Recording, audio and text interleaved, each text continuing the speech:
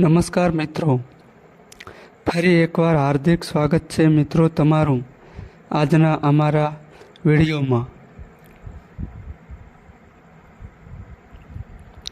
મિત્રો, તમે હેરાન પરેશાન થઈ ગયા હોય, ચારે બાજુથી ફસાઈ ગયા હોય, તમને તમારા દુશ્મનો હવે જીવવા પણ નથી દેતા એવી કોશિશ કરી રહ્યા હોય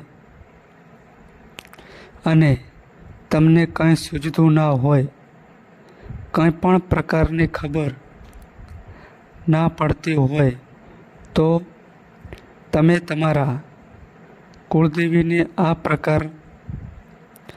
પ્રકારનો દીવો પ્રગટાવીને આ મંત્ર બોલી દો તો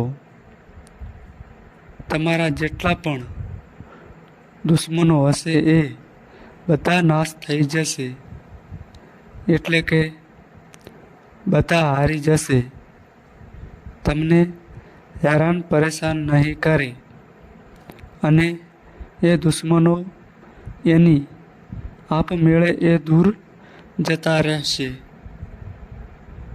અને તમે તમારા જે કાર્યમાં આગળ વધવા માગતા હશો, જે તમારો લક્ષ્ય હશે, એમાં તમને તમારા કુળદેવી તમને આશીર્વચન આપશે. તમારા ધારેલા કાર્ય સિદ્ધ થશે. મિત્રો, કુળદેવીનો દીવો કરતી વખતે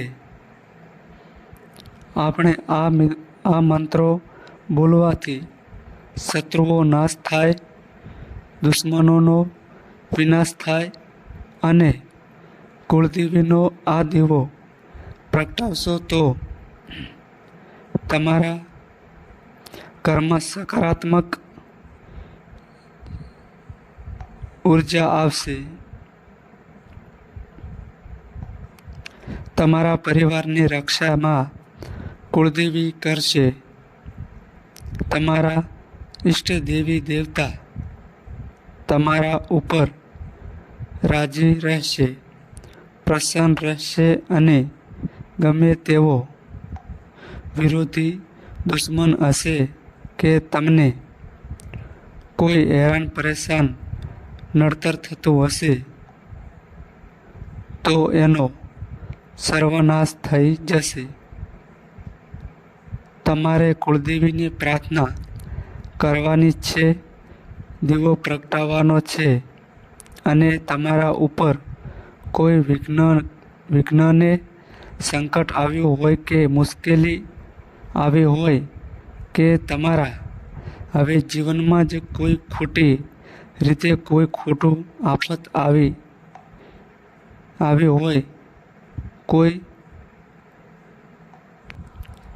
મૂઠચોટ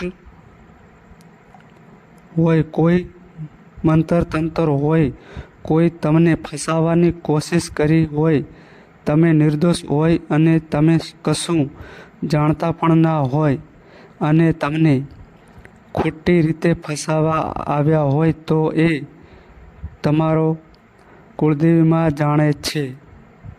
જે જાણે તે માં અને કુળદેવી કરે તે ખરું એવો વિશ્વાસમાં માં ઉપર મૂકી દો અને માને તમે જણાવશો તો માં તમારા બધા વિઘ્નો દૂર કરી દેશે અને દુશ્મનો તમને ફસાવ્યા હશે તો દુશ્મનોમાંથી તમને માં બચાવી લેશે.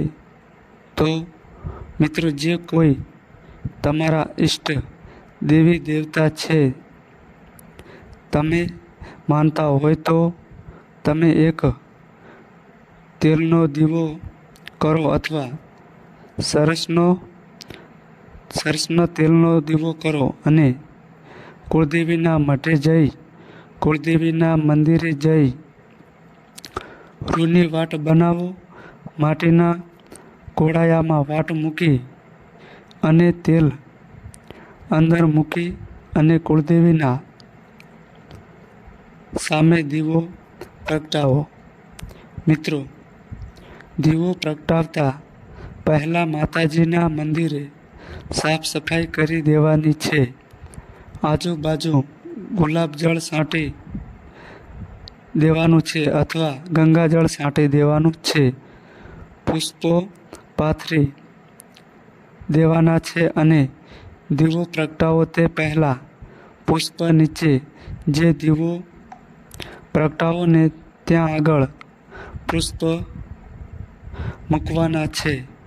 થોડા ચોખા, થોડા માતાજીને જે પ્રસાદ ચડાવવાના હોય તે મૂકી દઈ માને સારા ભાવથી, શુદ્ધ ભાવથી, તન મનમાં સારા વિચારો રાખીને સર્વ જગતનું કલ્યાણ થાય એવા વિચાર રાખીને તમારા મનથી દીવો પ્રગટાવજો. અને દીવો પ્રગટાવીને તમારા જે હૃદયના ભાવથી મારે વિનંતી અરજી કે જે તમે માતાજીને જણાવવાનું હોય તે તમે મા કુળદેવીને દીપક પ્રગટાવીને આ ભૂમિની રક્ષામાં તમારે કરવાની છે. અને તમે અમારા રક્ષણ કરતા છો, તમે અમારા કુળને માતા છો.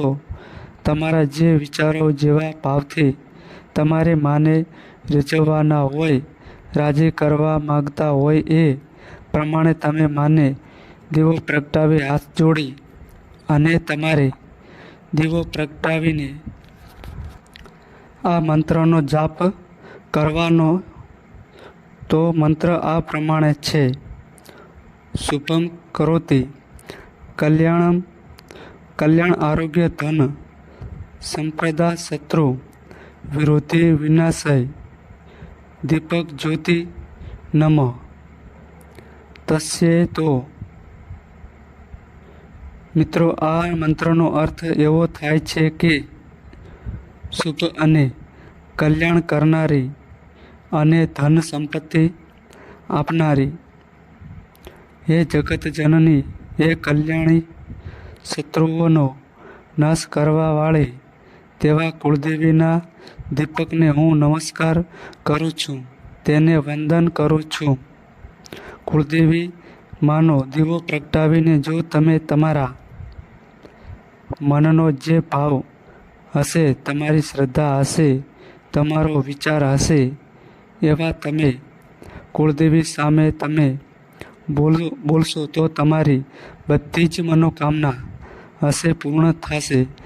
તમને કોઈ હેરાન પરેશાન કરતું હશે તો માં જોઈ લેશે અને તમારા દુશ્મનોનો સર્વનાશ કુળદેવી માં કરશે. તમારા કુળદેવીની રક્ષા કુળદેવી માં કરશે. સદાય સહાય તેમાં કુળદેવી. તો કુળદેવીના નામથી જ દુનિયામાં સારું ભલું કાર્ય કરજો, ધર્મનું કાર્ય કરજો, કોઈ ગરીબને મદદ કરજો. જેટલું તમે સારું કરશો એટલું તમારા જોડે સારું થશે. દિલમાં દયા રાખજો, સારો ભાવ રાખજો, સર્વ જગતનું ભલું ઈચ્છજો. અને મિત્રો, બની શકે તો થોડા ઘણો ધર્મ કરજો.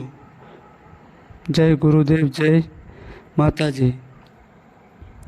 તો મિત્રો, આ માહિતી અમારી સારી લાગી હોય તો વિડીયોને લાઈક કરો અને અમારી ચેનલમાં નવા આવ્યા હોય તો ચેનલને સબસ્ક્રાઈબ કરો અને કોમેન્ટ બોક્સમાં કુળદેવીનું નામ અવશ્ય લખજો.